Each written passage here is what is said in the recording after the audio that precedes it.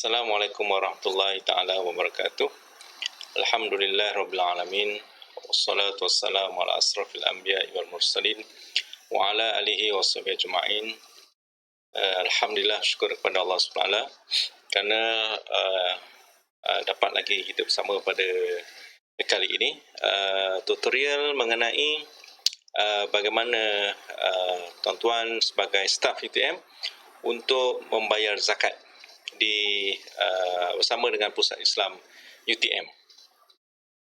Okey, sekarang ni kita sedang cuba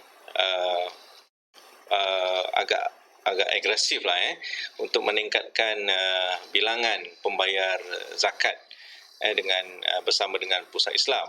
Saya percaya tuan-tuan bayar zakat di tempat lain mungkin, tapi faedah kalau tuan-tuan membayar zakat bersama dengan Pusat Islam, sebahagian pulangan 31% daripada kutipan zakat tahunan itu akan dipulangkan kepada UTM.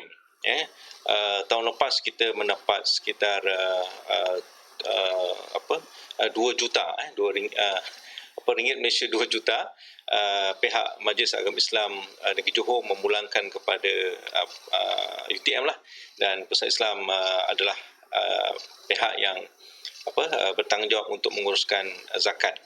Jadi apabila kita dapat pulangan yang besar, jadi kita dapat manfaatkan kepada pelajar dan juga asnaf dalam kalangan staf kita lah. Dan banyak juga aktiviti-aktiviti kerohanian, keagamaan untuk mengimarahkan Masjid Ustaz Ismail dapat kita jalankan dengan lebih baik lagi. Contohnya kita baru saja membeli 3 kipas gergasi yang telah pun siap dan bersedia untuk digunakan lah. Itu pun sebahagian daripada sumbangan zakat yang pulangan yang dikembalikan kepada kita, dan tentulah kepada asnaf pelajar yang menerima manfaat daripada pulangan tersebut. Jadi pada kali ini saya ingin menunjukkan kepada tuan-tuan cara untuk membayar zakat bersama Pusat Islam dengan kemudahan yang kita ada, iaitu secara online. Ini adalah hasil bersama pihak Pusat Islam dan juga UTM Digital ataupun CICT dahulu kan. Ini usaha yang telah kita jalankan, dan sebenarnya mungkin ramai yang tak tahu tentang kemudahan ini. Jadi saya akan cuba tunjukkan kepada tuan-tuan bagaimana untuk membayar zakat tadi itulah dengan menggunakan web base ataupun secara online ni tadi. Okey. Pertama kita kena login kepada kita punya MyUTM lah, MyUTM. Okey, my.utm.my kan. Okey. MyUTM sini di manalah ada keluar interface ni UTM IC dan juga password. Jadi tuan-tuan kena masukkan lah UTM password. Okey, untuk yang tutorial ni saya gunakan saya punya sendiri lah Okey. Kemudian akan muncul lah interface ini. Saya ingat ini tuan-tuan biasalah masa kita PKP pun kita rajin singgah di sini kan. Dan sebagai staff akademik kita dapatkan QR code untuk attendance pun juga di sini, dan hal-hal berkaitan dengan sumber manusia juga berada di sini. Okey. Jadi kalau tuan-tuan pergi sebelah kiri web ini, tuan-tuan akan dapat profil sumber manusia, pergerakan staf akademik, UTM akad, beban tugas ilok dan sebagainya. Dan kalau tuan pergi ke bawah sedikit, ada di sana ialah caruman zakat. Caruman zakat. Okey, caruman zakat ini tuan-tuan klik saja. Oleh kerana tuan-tuan sudah login tadi, dia akan keluarlah interface ini. Pak ni gambar saya zaman muda-muda dulu. Ini gambar masa-masa UTM dulu tuan-tuan tapi dah lewat sikit lah Okey, jadi akan nampak macam ni lah caruman zakat, manual pengguna, nama apa semua, dan juga senarai permohonan. Macam saya dah beberapa kali memohon ini, adalah ada 3 item di sini lah Okey, jadi apabila sampai di sini tuan-tuan boleh juga pergi kepada manual pengguna. Manual pengguna ini ada ada dilampirkan ni manual pengguna macam mana nak nak menggunakan permohonan ini, kemudahan ini untuk memohon. Jadi kalau tuan-tuan baca ni pun faham jugalah, tapi oleh kerana saya nak tunjukkan dia punya kaedah dia. Okey, jadi tak banyak langkah yang perlu dibuat. Pertama, tuan-tuan kena mohon di sini. Ni ada tulis mohon dan tanda plus kan, tambah tu. Kliklah saja. Kan, memohon. Jadi keluarlah maklumat-maklumat yang perlu. Okey. Jadi pengesahan pembayar, saya mengaku telah membuat kiraan pendapatan zakat pendapatan melalui pengiraan yang sebenar dan mengaku. Mengaku apa? Pilih berkewajipan ke tidak berkewajipan. Kalau tak berkewajipan, boleh keluarlah, log out lah. Tapi kalau berkewajipan, pilihlah option kewajipan. Jadi mungkin di sini tuan-tuan kata taksiran zakat pendapatan. Sebenarnya taksiran zakat pendapatan ni sekarang ni dah banyak secara online. Kita boleh kira. Banyak saya tengok sini ada Jabatan Agama Johor punya lah, kalkulator penaksiran sendiri. Apa dia punya alamat dia? www.maij.gov.my /cal calculator /index.html, ataupun tuan-tuan boleh google je kalkulator zakat pendapatan MAIJ, Majlis Agama Islam Johor. Jadi isilah sini dulu, gaji setahun berapa, sini tuan-tuan isilah. Katalah berapa contohlah 100,000 contoh, 100,000 tu baru 1,000, 10,000, 100,000. Okey. Tu allowance berapa allowance? Katalah contoh saja 3,000 lah agaknya. Okey. Bonus katalah dapat RM500. Begitu. Pendapatan lain, tuan-tuan kadang-kadang ada mengajar space ke, kalau yang staff lah, staff akademik, mungkin kalau pendapatan lain berdasarkan kepada kejujuran tuan-tuan lah untuk declare pendapatan lain itu ada ke tidak kan. Kalau rasa tak ada lah, saya tak ada apa-apa pendapatan, kosongkan lah. Kalau ada tu tulislah berapa, contohnya 1,000 ke apa kan. Okey, jadi ada pendapatan setahun ini 100 104,500 ringgit. Lebih kurang itu kan, 104,500 ringgit. Jadi tolaklah isteri, sara diri dululah, 9,000 automatik. Isteri ada berapa? 1, taruhlah 1, tu 3,000. Kalau 2, taruhlah 2. Manalah tahu kan, rezeki lebih, isteri ramai. Okey. Anak pun sama, anaknya berapa? 8. Masuklah 8 situ, 8,000. Ibu bapa, ikutlah kejujuran tuan-tuan lah nak declare. Dia benda-benda macam ni kita tak perlu sangat nak susah-susah sangat. Tuan-tuan tanya diri sendiri saja. Ibu bapa dia bagi tak? Sebulan bagi berapa? 300. Kalilah kalau 12 bulan tu dapat berapa? 3,000 lebih. Kan 3,000 berapa tu? Berapa? 3,600. Contoh gitulah, isikan sini. Kemudian pendidikan, bayaran berapa, perubatan, tanggungan, apalagi tabung haji. Tuan-tuan kira lah sini. KWSP kalau dekat WSP, kalau tak ada lah. Kan?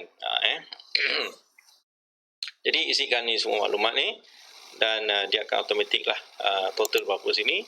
Kemudian dia dah kira dah. Contoh jumlah setahun, maksudnya sebulan kena RM169. Kan?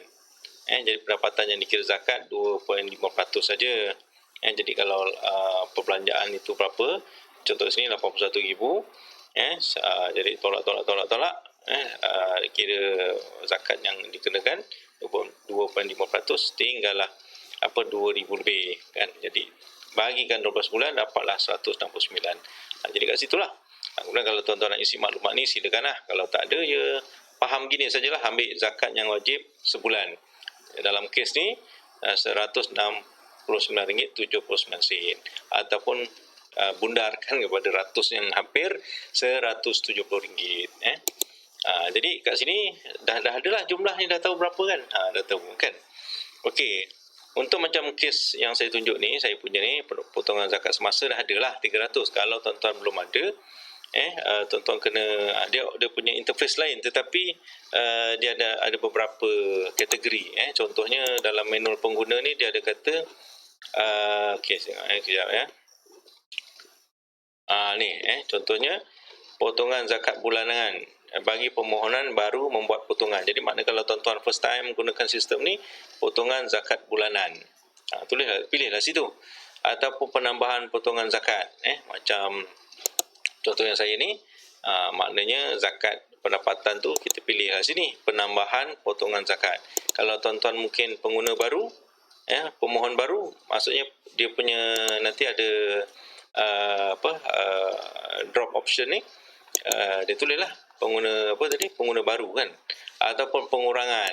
Contohlah kata alamak, dah terlebih lah bayar zakat ni, dulu mungkin contohnya isteri seorang, kemudian tiba-tiba bertambah pula kan, jadi mungkin dah kena kurang lah sikit kat situ kan, boleh juga pengurangan. Jadi kalau ikutkan manual pengguna ni, dia ada berapa, ada 5 pengurangan potongan zakat mengikut PCB, perubahan potongan PCB asal, itu ikut dalam manual pengguna lah. Tapi yang ni tuan-tuan kena tengok sendiri, tuan-tuan mungkin berbeza dengan saya punya, tapi maksudnya interface dia ini juga lah, sama juga. Jadi potongan PCB semasa 296. Jadi nasihat saya, contohnya kalau tuan-tuan belum bayar zakat melalui sistem ni, mungkin tuan-tuan telah pun membayar PCB, cukai berjadual kan, potongan cukai berjadual, tengok tu berapa jumlah dia, tuan-tuan mungkin ambil lah 50% untuk zakat, 50% untuk PCB. Macam saya buat ni lah, 300 untuk zakat, RM296 untuk PCB. PCB ni untuk kita punya lambang hasil, kan, kita pun tak boleh nafikan, kita sebagai warga negara yang bertanggungjawab kan, kita bayarlah cukai kepada kerajaan untuk kesejahteraan rakyat dan juga Malaysia kan. Tapi untuk zakat ni bayarlah juga, untuk khas untuk orang Islam, untuk umat Islam. Jadi dapatlah, maknanya kita bagi berdua lah. Kalau tak, tuan-tuan hanya bayar PCB saja, zakat tuan-tuan tak masuk dalam sini, tuan-tuan kena bayar di tempat lain lah. Tapi kalau ikutkan ni, tuan-tuan katalah 600 kan, macam kes saya ni, 600 saya bayar zakat, 300 saya bayar zakat, 300 lagi saya bayar PCB. Jadi asal PCB saya tu contoh 600, jadi sebahagian tu saya telah potongan zakat. Jadi semua ada rekod di sini, semua bendahari lah yang buat ni kan, yang kira-kira apa semua. Jadi kat sini bawah ni ada tulis cadangan julat potongan zakat. Itu berdasarkan pendapatan sebenar tuan-tuan lah. Jadi macam saya ni pun dia telah dicadangkan 300 hingga 700. Jadi untuk kisahnya saya ambil lah 300 cadangan tu kan, jadi bagi 2 dengan PCB tadi lah. Tapi kalau tuan-tuan ada mungkin konsultansi, ada apalah urusan-urusan ataupun dapat pendapatan yang lebih daripada kelas-kelas pesisir dan sebagainya, mungkin bertambah lah. Jadi saya sebut awal tadi, dia berdasarkan kepada kejujuran. Kemudian bawah tu, lepas membayar zakat, tik saja. Bacalah juga, saya bersetuju gaji saya dipotong melalui gaji bulan dan sebanyak berapa ringgit bagi menunaikan zakat yang wajib ke atas diri saya untuk tahun dan tahun berikutnya kerana Allah Ta'ala. Jadi kat sini kita kena tulis lah, mula mencarum tu bila. Contohnya bulan Julai, sekarang ni sudah Jun kan, jadi dia dah tak boleh lah option Jun tu, jadi Julai 2020 mulai carum tu kan. Okey, kemudian pilihlah sini tadi penambahan potongan zakat kan. Okey, amount bulanan berapa, tuan-tuan katalah belum bayar, tuan-tuan tulislah. Contoh macam kes saya ni tadi, 600 saya bayar PCB, saya bagi 2, saya tulislah 300 itu 300. Ataupun tuan-tuan rasa nak lebih, lebih lah berapa, 400 kan, macam tu lah, tulis saja situ. Jadi pulangan contoh kat sini semua dia akan record secara automatik.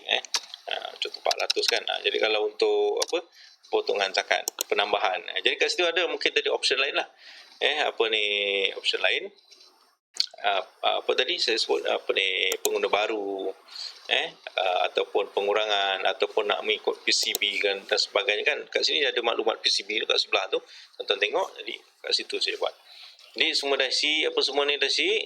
Cuma mungkin berbeza saya dengan tuan-tuan dekat sini lah, option di sini ni. Option di sini, penambahan ni tadi untuk saya punya option begitu. Sebab apa, saya dah pernah isi orang ni kan.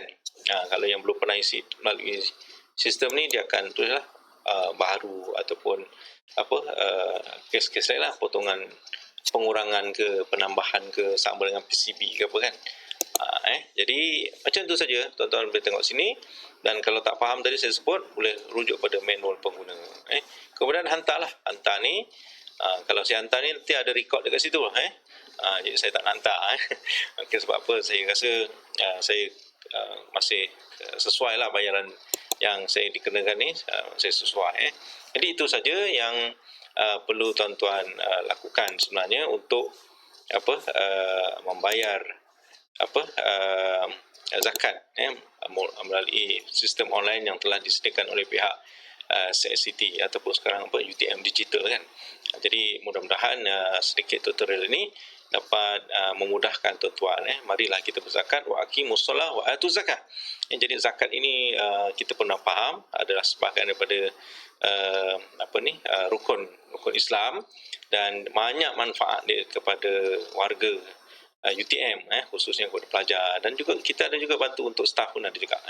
Jadi bila dapatan kita ataupun pulangan kita banyak, lagi banyak aktiviti, lagi ramai orang yang boleh kita bantu insya-Allah. Jadi mudah-mudahan amal jariah yang kita buat ini ataupun kewajipan yang kita laksanakan ini, Allah memberikan ganjaran yang sebaik-baiknya kepada kita dan diberikan kita kebahagiaan, kita kegembiraan, kesihatan yang berpanjang insya-Allah. Jadi itu saja, wabillahi taufiq wal hidayah. Wassalamualaikum warahmatullahi taala wabarakatuh.